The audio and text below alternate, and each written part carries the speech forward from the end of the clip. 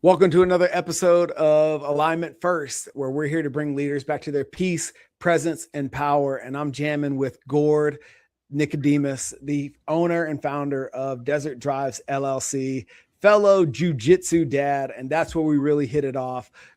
First and foremost, man, I really appreciate you making yourself available. I know you got a lot going on. I remember sitting with you in jiu-jitsu, giving you the pound, catching up, and then watching you just hand jam whatever you were working on that laptop and managing all the moving pieces for everything you got going on. So I really appreciate you, brother. Yeah, appreciate you having me on. Thank you. As I was stalking your LinkedIn, it was really interesting to find that we have a very similar undergraduate background, mine in health and human performance, yours in exercise and physiology out of Oregon State. And I was just really quick picking your brain about the corporate wellness gig at USAA once upon a time. And I want to start by diving down the rabbit hole of your dream job, but not your dream wage. Walk me through that. Yeah, so like you said, I'm originally from Oregon, born and raised, spent my, first 22 years of existence out there. I came out to Arizona for an internship at USAA. Corporate wellness, I thought it was, the bee's knees, everything I ever wanted. The only thing that would have been better than that would have been, some sort of wellness advisor for a professional sports organization. But, you got to start somewhere. So I landed at USAA. I loved it. The job was awesome. Hours were awesome. The only thing that was very humbling was the wage. I was also working at Costco at the time, and I was making about $7 more an hour to box groceries than what they were willing to pay me full time to be on there, which, wasn't really, a shine of sunshine when you got student loans and you're moving out and starting your own gig. But the job itself seemed incredible. I mean, Monday through Friday, mandatory to work out on the clock for multiple hours a day, mandatory to take a 1 hour wellness break in addition to your mandatory 1 hour lunch. So you could really work out or, go to a yoga class, go to a nutrition class. They had relaxation rooms where you go in and it was like a full on like ambiance, plants, like big old TV with the ocean in the background, and they encouraged you to sleep on the clock. Like, who does that? It was so awesome. But $17.50 an hour wasn't going to pay the bills, especially when I was at the W-2 and they were paying me closer to 25 at the time. But, it was very eye-opening. So I ended up pursuing the old Costco route.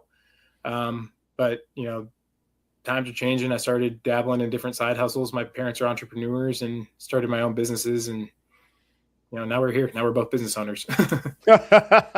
Dude, I love it though, man.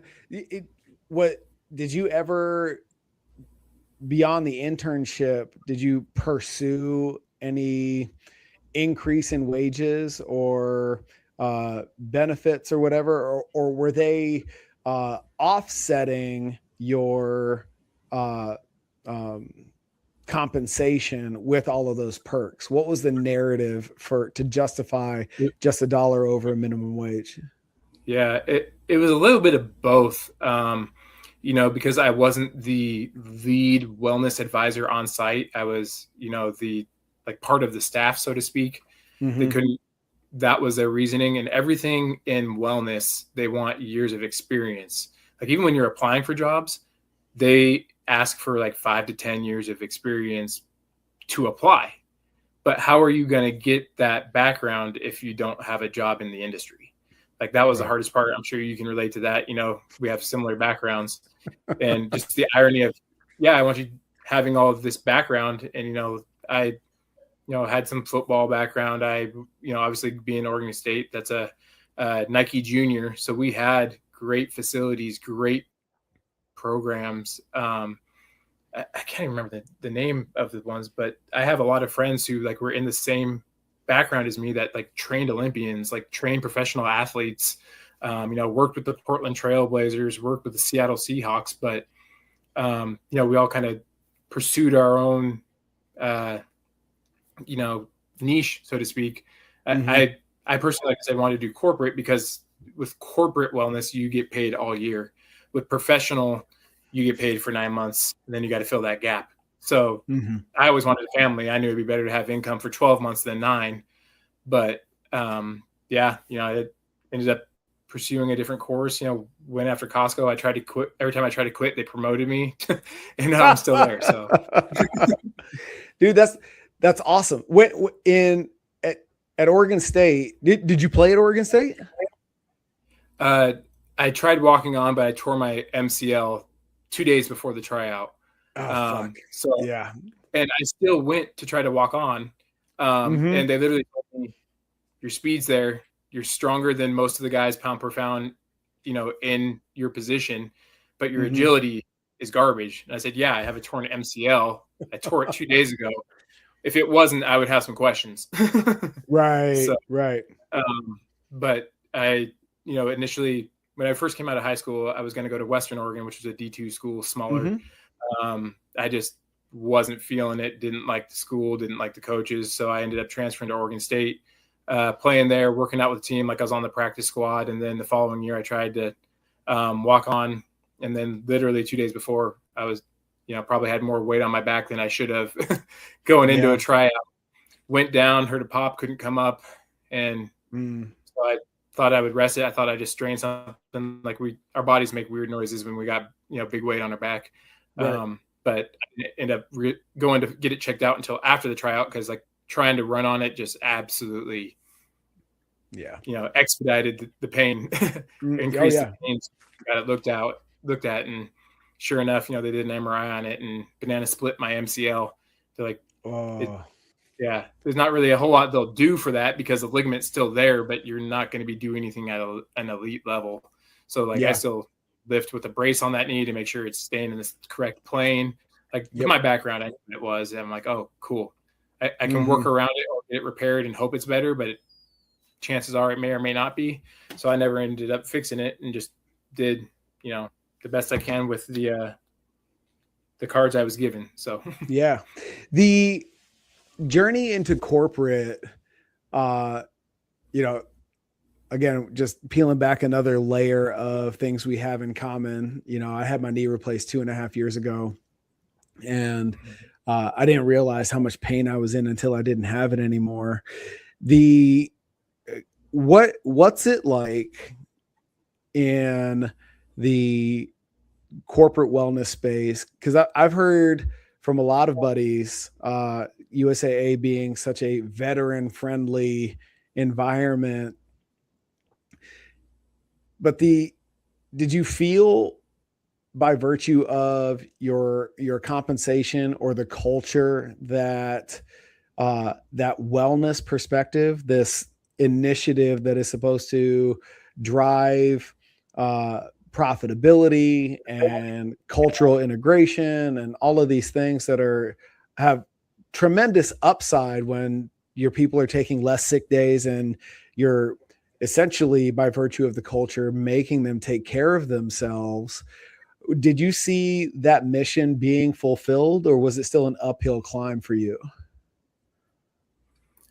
I definitely think for the business as a whole, it was an uphill climb, because, they only had the one gym on site while I was there, but they were building a second because they were expanding and making another wing there. And we had our regulars, we had people who came in, and, admittingly, I'm not married to the beat, so I wasn't teaching any, Zumba classes or dance classes. I jokingly said, if you guys can two-step, maybe we can get something like that going, but I'm not going to be, married to any cadences or anything that comes through.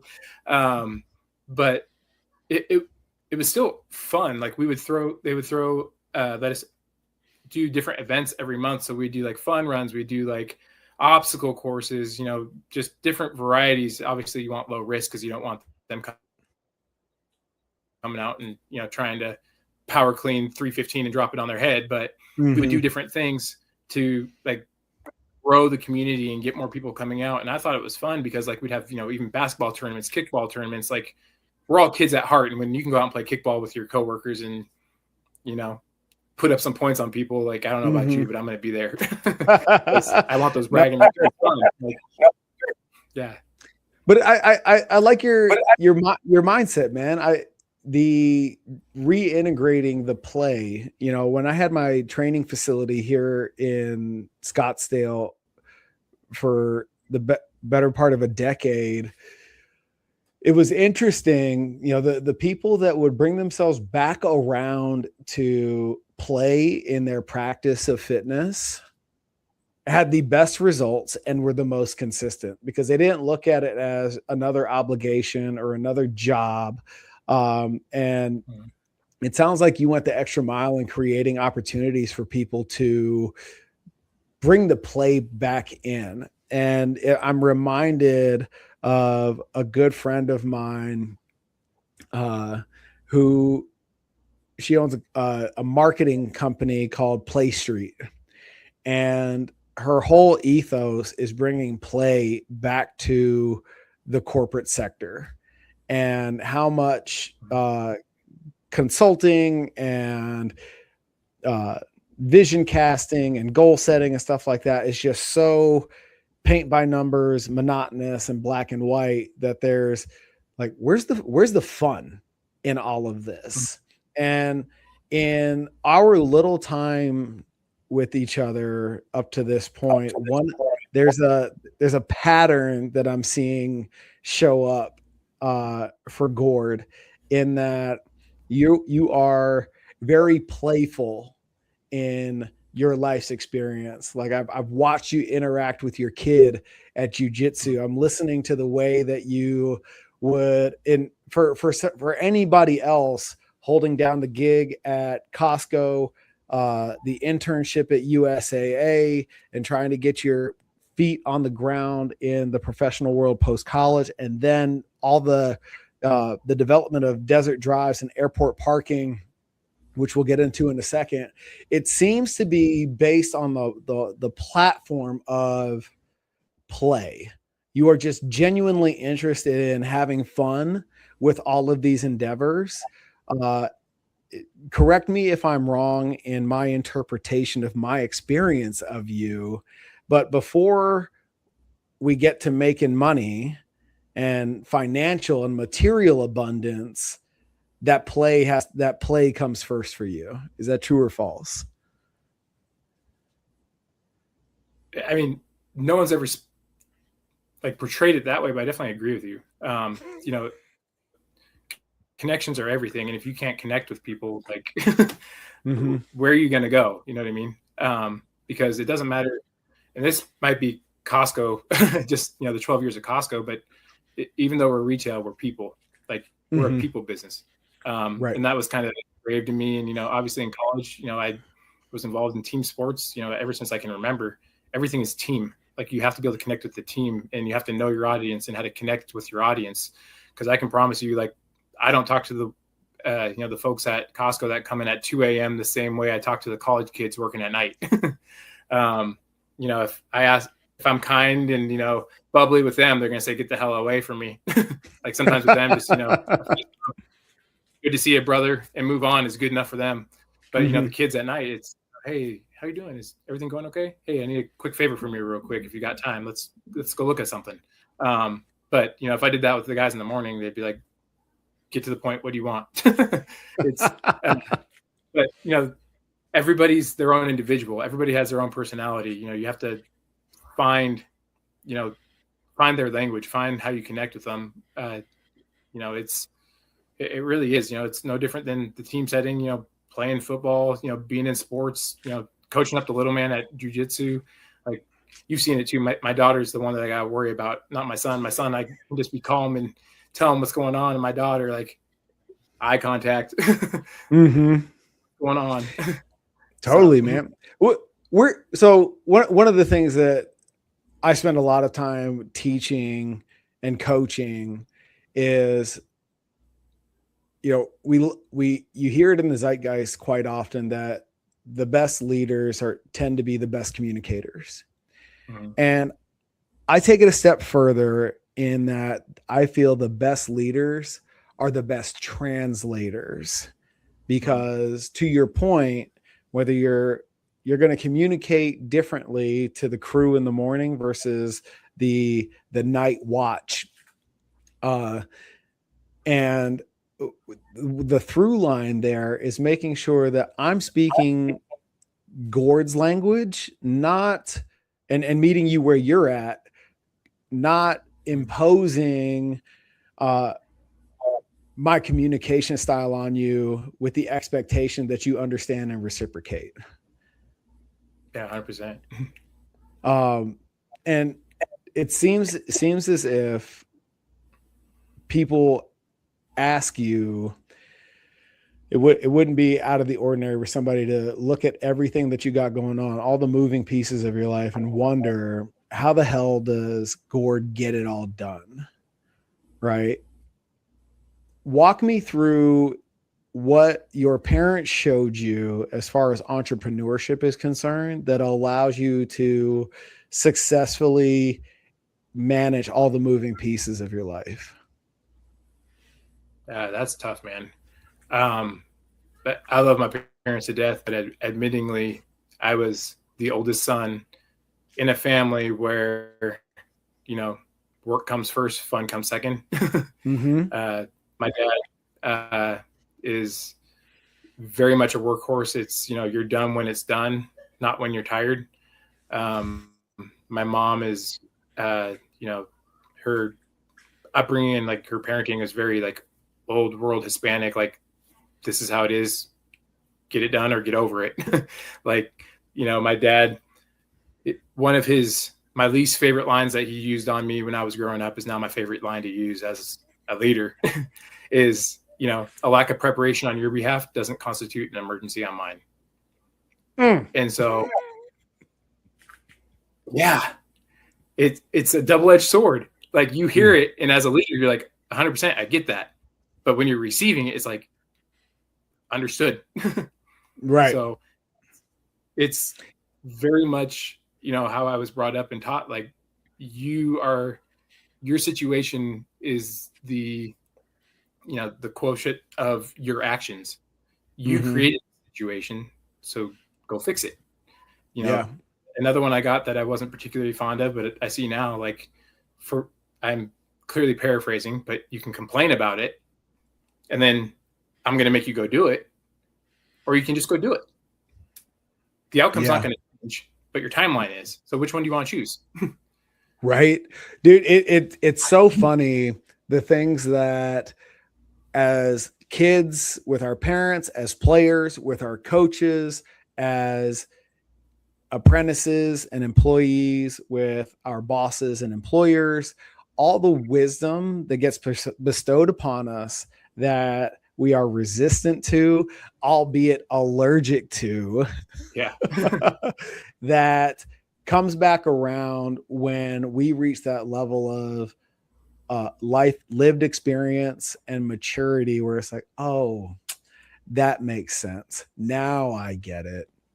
And I'm curious, man, I feel like, as far as parents are concerned and what they exemplify and embody for us, that we end up modeling for lack of example, and or pursuing a completely alternate route. When you take those lessons that your parents gave you, work till it's done, not when, beyond when you're tired. Does that serve you in entrepreneurship now, or have you transcended and included that lesson and applied it to the context of Gord? Because I was walking through this with a client not too long ago, where they were working through lessons that they had taken from their parents, but had not yet made the leap to apply it to the context of their life. So they're taking the decision matrix that their parents used once upon a time from their 16-year-old perspective and trying to apply it to the circumstances of their 30-year-old lived experience. So the lesson may not have any fault to it, but its application, because the context is different, kept falling short. So I'm curious, as now as a dad and a business owner, business leader, have you made that leap and brought it full circle to here's the fruit of that lesson, but here's how it applies to me now, not trying to bring that early childhood perception into your adult existence?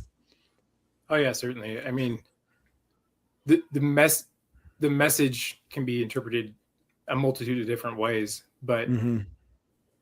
I do my best to like use it in doses, because I also see the other side of the coin that working until it's done might have you working, for a month straight without sleep.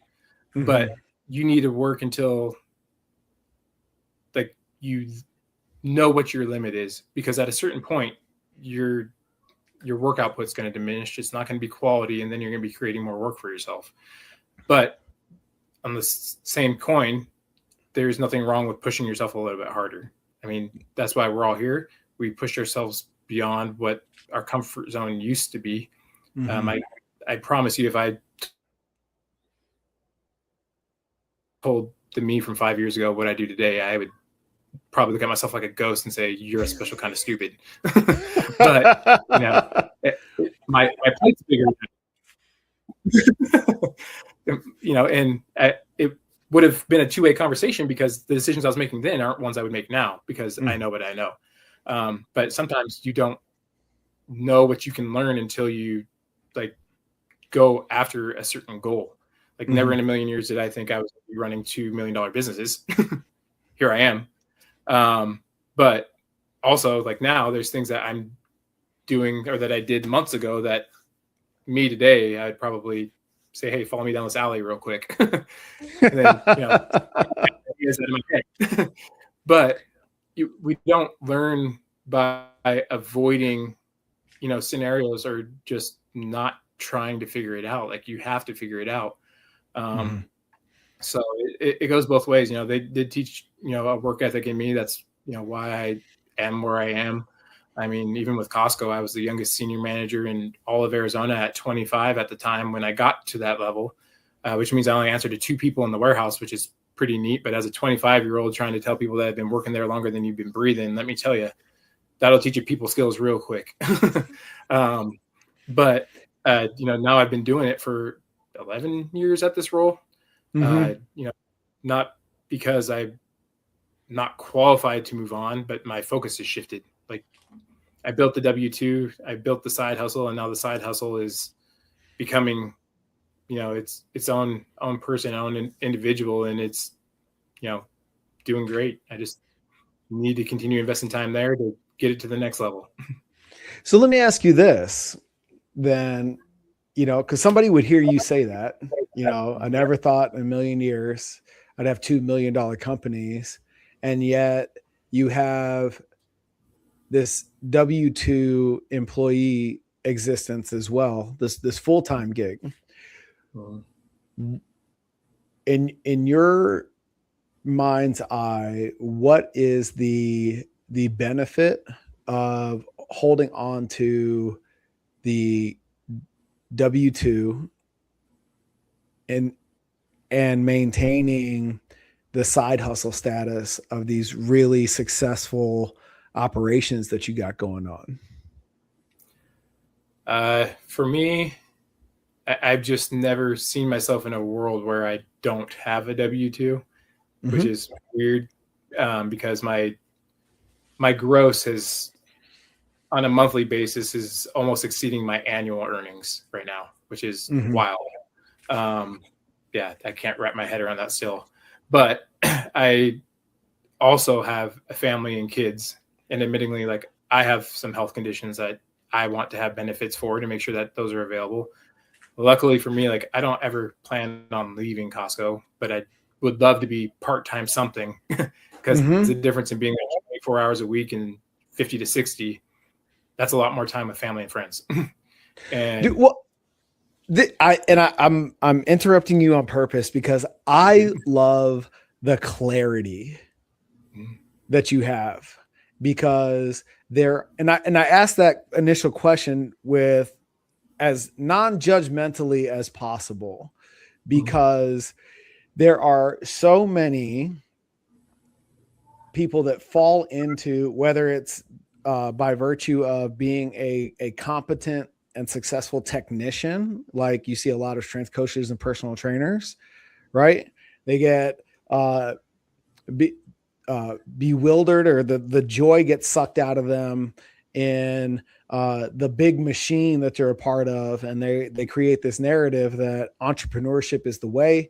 I need to go start my own thing, fly my own flag, etc., only to realize that there's so much more that goes into it beyond helping people sweat and smile, that it becomes overwhelming. And at least I know you know this from the world of fitness, building a business out of spite is not a great foundation for your business plan. No. So I champion your perspective, because I think you're in a genuine place of empowerment, where if you listen to the zeitgeist, your scenario very often is talked down upon or bastardized, or like, dude, why don't you jump ship already?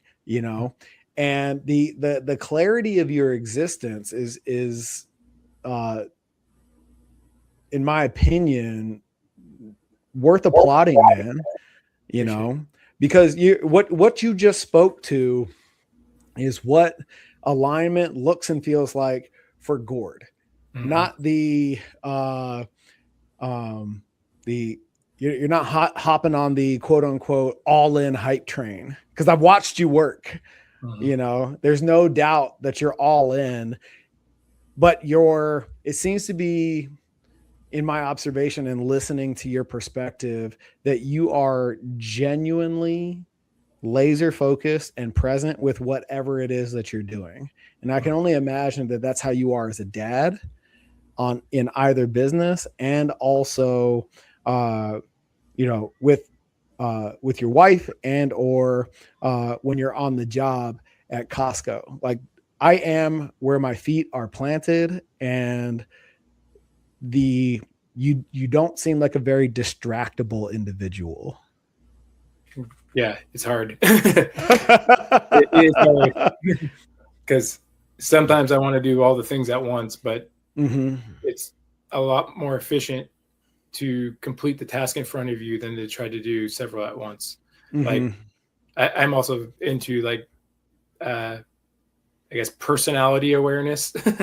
Sure. And so, like, I don't know if you're familiar with the BEST test, where you analyze, like, where your strengths are, like between, bold, empathetic, or bold, expressive, sympathetic, and technical. Okay. It won't surprise anybody who knows me, but I am very BT, like very BT, because I don't have that off button where, hey, you shouldn't do that, or hey, this person's getting loud, like, let's go get someone else. It's like, no, I got it. Right. We even joke at my work that, hey, Gord, can you come make a friend up front? Sure, I'll be right there. I walk up, hey, what's going on? I want to help you, but let's take it down a notch. Start over. Nice. What's going on? So, in the world of AI, and as digitally connected as we are, it's my observation that society is quick, fast, and in a hurry losing the ability to do the people part. Right. And what do you have in your arsenal and your patterns and routines that keeps you engaged, feet on the ground, and not hiding's the wrong word, but over leveraging technology for your interaction with other people? From like the personal regard or Yeah. work or So like, businesses. hey, Gord, go make a friend up front, Mhm. right? Conflict resolution, looking somebody in the eye, like all of these things are uh, learned behaviors, Mhm. and they require consistent practice for us to be confident and competent in how we use them in social settings, not just conflict resolution, but just how we engage with people in general. I mean, there's so much. The people component of your businesses is, even though you have a technology platform for its operation, the people part is huge, Mhm. right? So how do you keep those two things working synergistically? So the biggest thing is like I try to put myself in the customer perspective. And Mm. admittingly, I don't enjoy making friends. I just know how. Like it's so hard for me to remember I have a name badge on right now because that's not how I would answer outside of work Mm-hmm. um, or outside of the business. But everybody is so darn comfortable talking behind screens with no repercussions. Like when I was in high school, if I said something to the wrong person, man, I'd be cleaning up my nose. But Mm-hmm. that's not how it is anymore. Right. And despite what people believe, like I don't think the old way was the wrong way because it taught people to be moral and humble with how they speak to each other. Sure. Like, granted, I don't think violence is ever the answer, Mm-hmm. but action should always have consequences. Yes. And with screens, there are a lot less consequences. So, Mm-hmm. I won't get into the rabbit hole on that one. But the biggest thing for me is like you have to put yourself in basically the shoes of the consumer. Like when you're talking to people, Mm-hmm. there's one of my bosses actually taught me that always state your intention because people are very good at assuming and thinking that you will match their energy. You don't have to. If you walk up and the first thing out of your mouth is, I want to help you, but Mm-hmm. let's take a moment or come talk to me over here because I want to help you. And, sometimes even taking somebody out of the setting that they're in, even if it's 10 feet, they feel like they're in a different area. And so it resets them. Another one that I love to do is like when I'll ask people, are you okay? Like in the middle of what they're doing. Because if you were, I don't think this is how this situation would be going, but are you okay? Because I think that's more important than solving this issue. I need to make sure you're okay first. Well, this, that, and my bills and this and that. I'm like, yeah, I would be frustrated if that was my reality too. Mm-hmm. Unfortunately, I can't help with that, but I can help with this. So, how can we find something in the middle that's going to not get me in trouble with my boss, but make sure Mm-hmm. you're happy? So, Does it's that catch are people, what is the typical response to that approach? Are people disarmed? Does their guard go yeah, up momentarily? Like what do you get when you approach somebody who is activated and you approach them with that level of empathy, concern, and genuine presence? I definitely think like it disarms people because their face goes from like hot to what? Like most people when they're activated, like they got fire and they're ready to throw fire on fire. But if you walk up and like that's your demeanor, like they're looking for a reaction in all realms of everything. And if you don't give them one, Mm-hmm. they are disarmed. Like they might get more aggravated, but you just reiterate what you said, like, hey, I want to help you, Mm-hmm. but I don't think I can right now. So let's try again. But you also give off, and I mean this genuinely and in the most loving way. You give off that alpha male presence, Yeah. right? So when you step on the scene and I don't know anything about you, just all of the assumptions that come with my lived experience with in the engagement of people who look like you, who look like us, right? Whatever that is, right? And you set the table with empathy and concern. Are you familiar with the term disconfirming information? No. Okay. So I have all those assumptions about you, even though I don't even know you, right? The muscles, the tattoos, the clothes you wear, right? All of that comes with assumptions based on my lived experience, right? And let's say that assumption is something negative, right?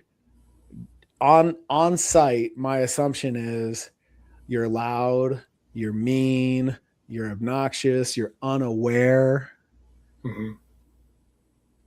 And then we engage with each other, and I met with something that is the complete opposite of that. Wow, he's kind, he listens, he's paying attention, I feel seen. So you're presenting me with disconfirming information, and now I have to make a choice.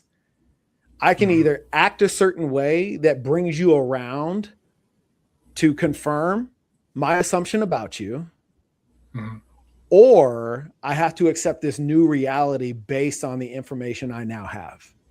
Yeah. Right. And I'm curious, especially in these moments of peak emotional states, you know, something's not going right with a customer or whatever, and you got to defuse the situation. Do they go up before they come down, or is it like almost immediate, like you're watching them short circuit behind the eyes? Like, what the fuck? Who am I talking to? What's going on? I'm confused. No, it's primarily the latter.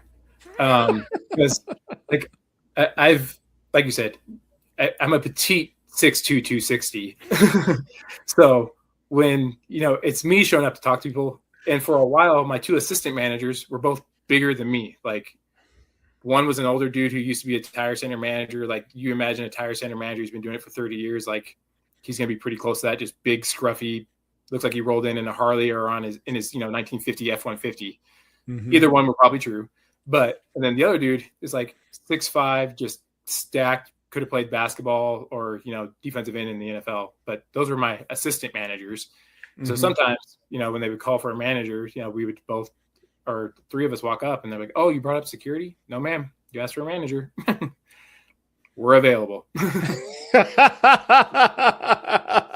yeah, it definitely has its, you know, perks. But, you know, the goal is never, ever, you know, intimidation, but, you know, we were given these cards, we earned these cards, we built these cards in some cases. Sure. But when, you know, you approach people, they are going to have that perception. You know, our Costco culture is, you know, be transparent with, you know, the upper leadership to make sure that we are, you know, adhering to our code of ethics and, you know, the mission statement.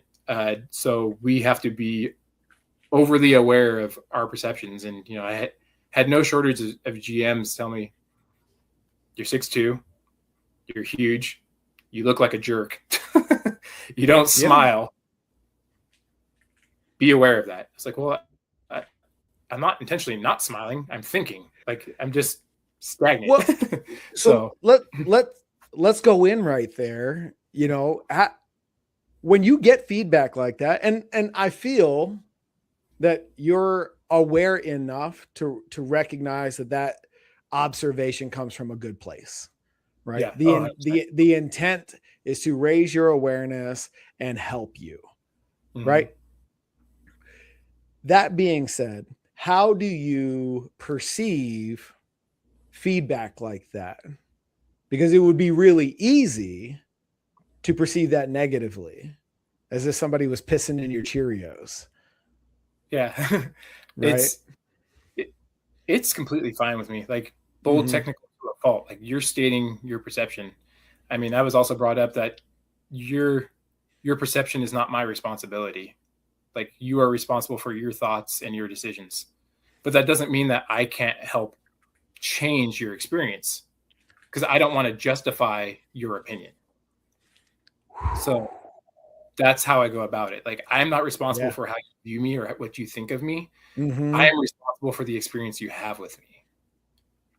And if they align, shame on me. If they don't, shame on you. I absolutely love that. And I am so curious where that comes from in you, because if we play back the tail of the tape, you come from a very strong family culture. Mm-hmm. It sounds as if you being the oldest of your siblings with two entrepreneur parents, the way you were treated from conception to manhood was very consistent.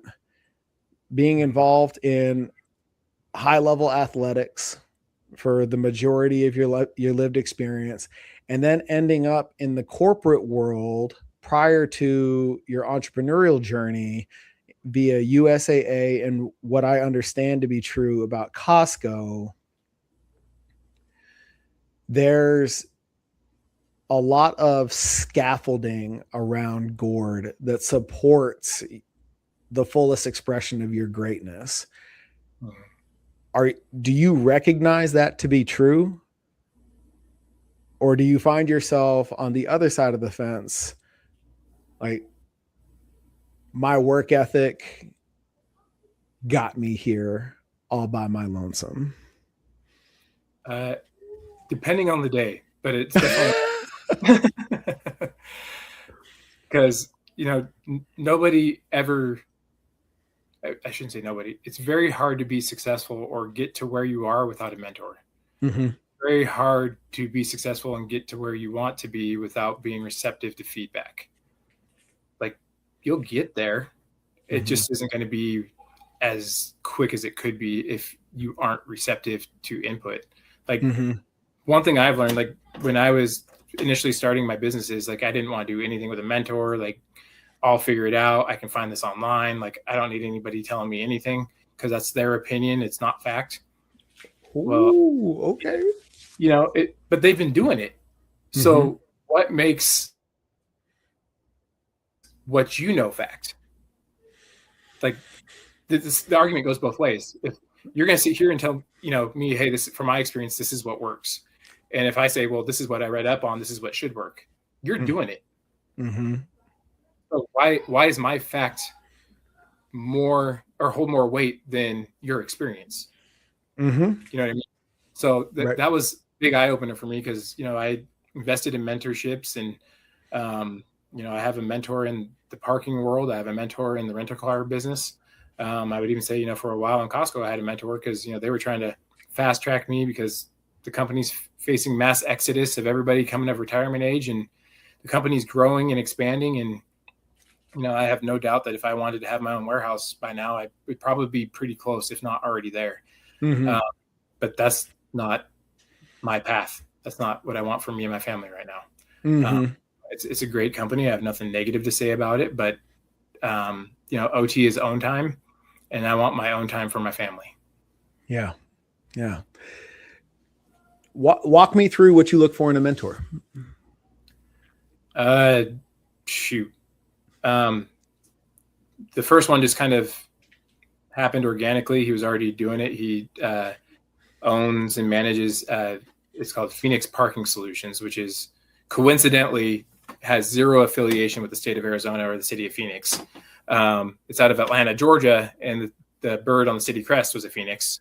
So that's where the name came from. But he helps manage, all the back end SaaS of the parking lot, and built out the website, all that kind of stuff. And so he helps us with, the mentorship as far as, not only parking, but just being a business owner. He also owns a virtual driving range bar called the Back Nine. So it's kind of like Top Golf, but it's all virtual, and they got good food, good drinks, and he has several different franchises. So he also does all the things, and he is a lot more successful than I am. But you learn and you elevate yourself by, they say that you become an average of the 5 people you talk to the most.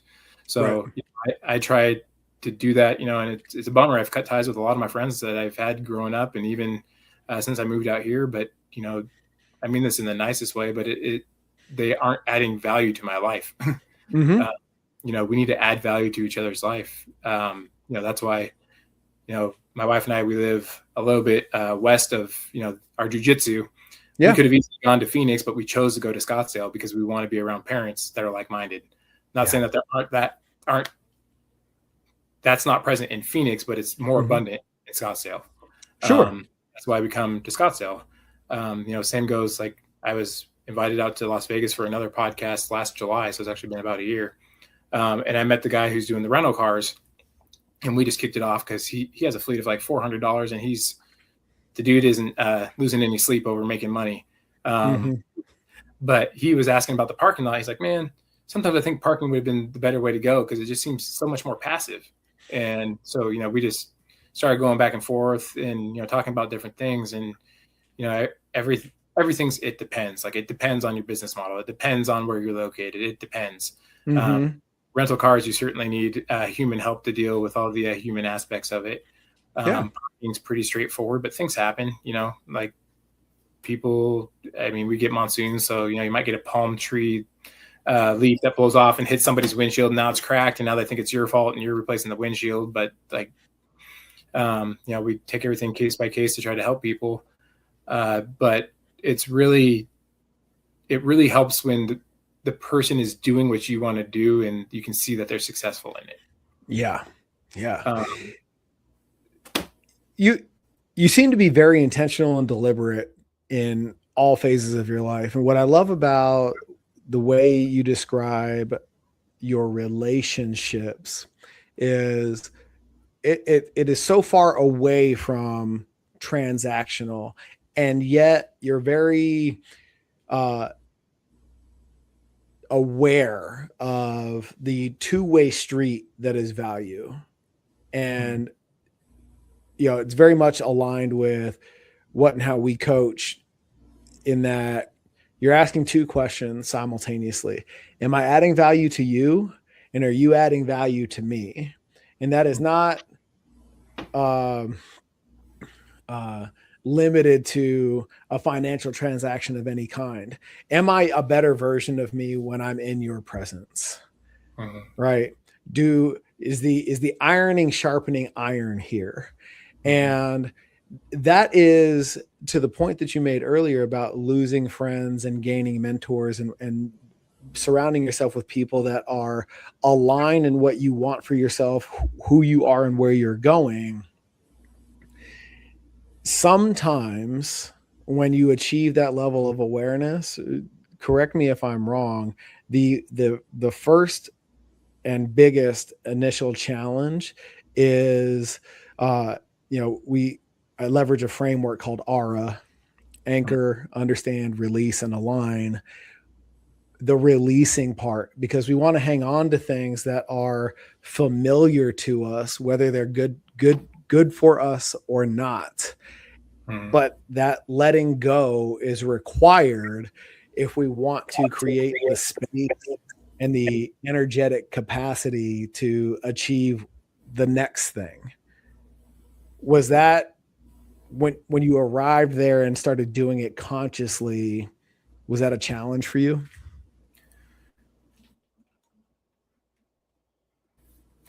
I don't think so, because my journey was kind of unique, and like, my wife and I have been doing it all by ourselves for the most part. So we really didn't have any other time to do anything that wasn't beneficial. Like, and I don't mean that in a mean way. Like, we even struggle. Like, I love my family to death. I always want my kids to grow up and be around family. But like, sometimes, when there's family gatherings or this event or that, like, we have to make ourselves go because we know it's best for the family. And that's hard to say, man, because like, again, my family is everything. Like, I love my family. I would die for my family, live for my family, which is more important. Like, you got to live and make decisions for your family. But there's other things that, that like, hey, this might not be the best lever for my time. Like, this could be a much better leverage of my time because this is the outcome. But you just have to navigate around that and be able to schedule your week accordingly, because it's all about balance too, which is really the hardest part, because I mean, there's weeks where I feel like I put in over 100 hours, but you know, I still need to be present for my kids. Like that's my biggest challenge right now, is I'm trying to be present when I'm on dad time, because I don't want them spending time with dad while he's on his laptop or his computer. Like when it's time for my kids, it's time for my kids. Yeah. The thing about kids, and this has been my experience as a father, and I'm curious for your perspective, it has so much more to do with the quality of the time spent than the quantity of time spent. And both are important. I don't want to dismiss one or the other, but I know here, not intellectually or trying to rationalize it, that if I give my kids 15, 30 minutes of just undivided attention and love and all the things, that goes so much further than taking them to the park, fucking around on my phone for 2 hours while like I'm looking up every 5 minutes to see where they're at. Mm-hmm. Yeah, no, I completely agree with that. Yeah. Where are you with regards to putting your kids in front of coaches, mentors, people of influence who embody the lessons that you want to teach them, as opposed to them coming the majority of the time from you exclusively as dad? Yeah, that was actually a big reason why we got my son into jiu-jitsu. You know, the mental toughness, the you know, try again. Like we don't let anyone say I can't in my house. We always say I can't yet. Mm-hmm. So it's good hearing it from, you know, other people. Like it blows my mind still. Like this is my dude, and I can tell him to do something 7 things. He just like looks at me and finally does it. We go into, you know, Tiago tells him once and he does it. It's like, is it because he can beat me up or what's going on? But it's, you know, it's good because they need that structure. They need that reinforcement. They need that discipline. And, you know, I feel like jiu-jitsu's, you know, I think highly of team sports, but in life, like you're not always going to have a team. Like you need to be tough as an individual. You need to figure it out as an individual. That's why my wife and I, like, we let him do all the sports he wants, like periodically. But the one thing that doesn't go away is jiu-jitsu. Like, you know, he does soccer, he'll do swim, he'll do, what did he just do? T-ball. Those are all great team sports, but those are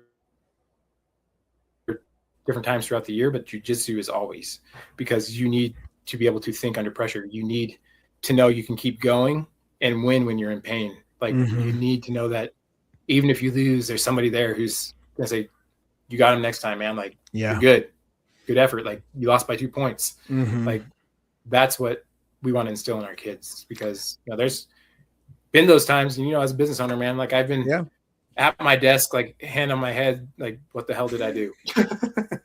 How do I fix this? So many times.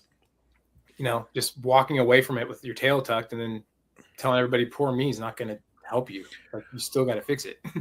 Well, I mean, dude, to illustrate that point in real life, you know, my son wants to get some Legos, you know, some action figures or whatever, some new toys. And he asked the question, Dad, how do I earn money? Right. And there's things that are required to make this house go. They're called chores, you know? So, you know, we don't incentivize in that way the things that you're supposed to do, right? We do incentivize the addition of value, right? So, you know, true to form for a 10-year-old, we're like, dude, like, let's explore some ideas. He's like, a lemonade stand. Let's do that. I'm like, cool. So he got his first lesson in entrepreneurship. You know, we did it by the book, you know, cost of goods, like the concept of being in the red, fixed costs, You got to earn so much to be in the green and profitable. Cool, like way over his head. Who gives a shit for a 10-year-old? Mhm. However, where the rubber met the road, we set up on the golf course behind my in-laws' house. And it was like he struck gold in the first 90 minutes, right? Made his investment back and was in the green. And he was like, Dad, this is awesome. I'm going to hit my number so fast. We don't have to be out here that long. I was like, maybe. We'll see. And true to form, you already know where this is going. He that way of yeses crested and came crashing down. And then he went for 30, 45 minutes of people just driving by in their golf carts. Nope, we're good. No vodka. No, thank you. Like just as polite as can be, but we're not getting any closer to that number. And there was that moment, dude, where he wanted to just pack it up and mail it in. And I was like, look, I don't know if we're going to hit your number today, but I do know we are guaranteed not to hit it if we just pack up and leave right now. So you have a choice. I can't make it for you because this is the part of the game where most people quit. And there's so much value in staying in the game just a little bit longer. And dude, over the next 2 hours, he changed his attitude. He greeted everybody with a smile. Yes, or we really spent a lot of time between these cart drive-bys, driving home the variables he does control, his attitude, his energy, the way he greets people, the way he generates his offer, all of those things. And sure enough, man, right at the wire, it's getting like way too damn hot to be out there for this lesson to continue any longer.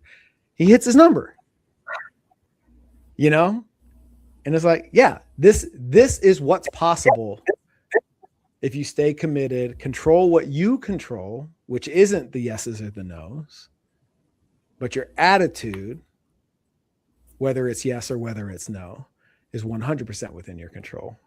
How does that filter into the way you empower your kids? Yeah, I completely agree with that, man. My son, he's a bookworm too right now, and so he's already going through his books like, hey, this one's in good condition. Can I sell this one to Legos also? How much do you think I can sell this book for? I don't know. Have you thought about maybe doing bundles? Oh, like in Monopoly? It's like, maybe like in Monopoly. Because, we got him on Monopoly. We got him the Robert Kiyosaki board game. Getting out of the rat race, like the one for kids. We got that one for him. We got to bust it out so he can start playing that too. But, we're doing our best to start him young because, there's nothing wrong with having a successful W-2 career, but nobody with a W-2 career ever, not many people wrote their own schedule and did what they want when they want. Because the hardest thing for me is asking for time off with my family and being told no. Like, that's a reality of W-2s.